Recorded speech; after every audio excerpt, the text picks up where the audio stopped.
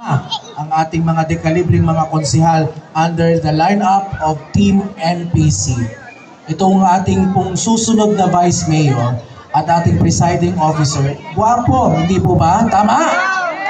Pero gwapo din ng puso, yun ang pinaka-importante. At higit po sa lahat, may puso sa pagsisilbi sa bayan.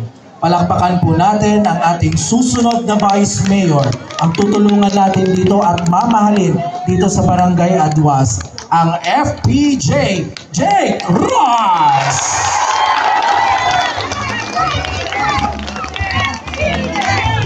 FPJ!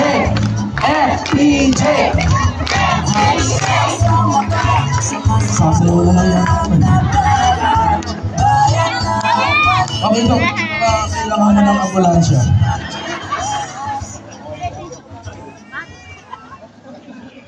Magandang gabi po sa inyo lahat.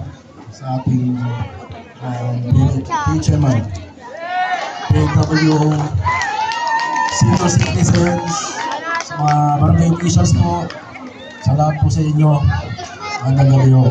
At kay Uncle Alex po, na former barangay kapino ng barangay station.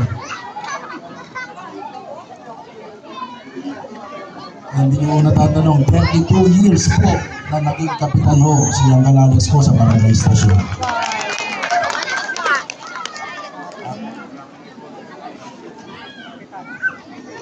Masama daw ho yung konsihal.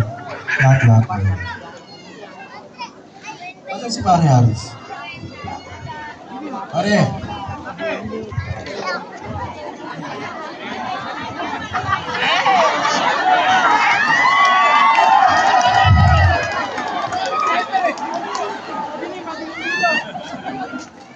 Anong sabi mo kanina? Akong driver, pag magkatabi tayo. Hindi ko tayo yun. Alam mo, itsura lang yan. Importante. Alam niyo po, hilig po ako dyan. Wait lang po. Kasi napakalaking puso meron mo yan. Bakit o? Marunong ako manindigan. Iintindihin lang natin, sila ho ni Atty. Charo. Mulat sa pulho, lumalaban ho yan sa kabila. Ngayon ho namin naiintindihan kung bakit. Ngayon ho, kasama na ho namin sila. Para ho, tulungan na rin ho kami. Lalong-lalo na ho sa inyo. Sana ho, maintindihan ho ninyo, ang nilalaban ho namin dito kayo na ho, hindi na ho para sa amin.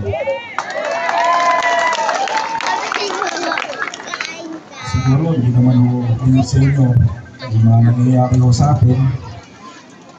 Kaya ho, napakarami ho dito, nagsusuporta sa amin at nagpapasalamat po kami sa pinakikita niyo pong tiwala at suporta.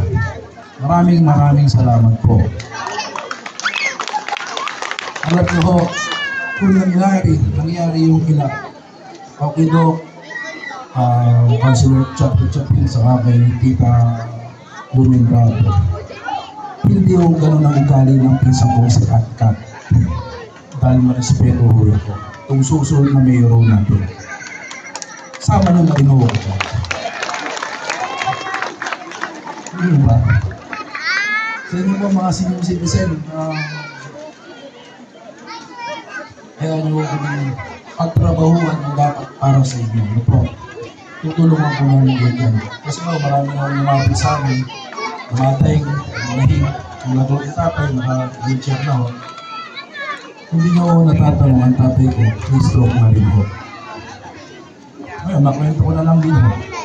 May 8 barangay ho nakakinawa ng may service. Kumampi ho sa amin yun. Maganda sabi ho, dinawihan mo sila ng barangay patrol service. Siyempre ho, importante ho sa inyo yan, di ba? Paano ho kung isa sa mga sa buhay kailangan mo yan? Paano kung yun? Hindi naman yun pwedeng itakbo lang ng akay-akay. Lalo na kung kailangan medyo delikado. Pero sa kagandahan ho ng loob ng Uncle Bebot ko, bumili po siya ng 8 brand new na Hilux para serviso para sa 8 barangay na binawihan. Una ro, kaninong anak. Sana ho matutulungan mo sa puso ninyo. Kung sino talaga makakatulong mo sa atin. Eh baka yung ano ang tatay ngayon, Tignan ho natin, luruhan, kahit pa paano, hindi naman. isipin po natin kung sino man yan. Sino itong mga ito? Maraming sa television, marami. Ang ganang-gawa na. Public. Kung saan po mangyari yun, parang masaktan. Kaya ako sana, maramdaman ho sa puso ninyo na kami talaga, yung grupo na to, Team MPC, ang makakatulong ho sa inyo. Sa abot ng mga kaya ho namin, ibibigay ho namin ang dapat at nararapat ho para sa inyo. Hindi ho namin po sila. Ano po? At katiwalaan niyo ho sana kami. Tingnan na rin ho sana natin na kung nulukluk ho natin yan, hindi niyo ho tinitignan kung anong makukuha niya sa tao. Tapos, dapat kung anong may bibigay, may tutulong niya pa ho. Hindi ho ba?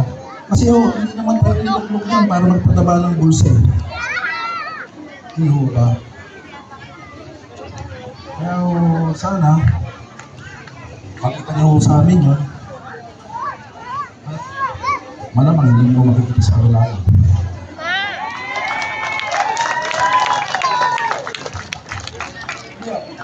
Wala ka. Si Uncle Bebot ko, natitingnan ho natin ko. Sa pagmamahal niya ho sa atin. Nagtsatsaga ho siyang sumasama. Nagpupunta kahit na mainit. Para nag-endorse ho kami.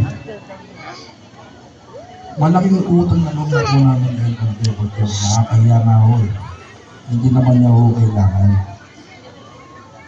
Pero gusto niyo ipakita sa inyo na ang grupong ito ang dapat iluklok po ninyo.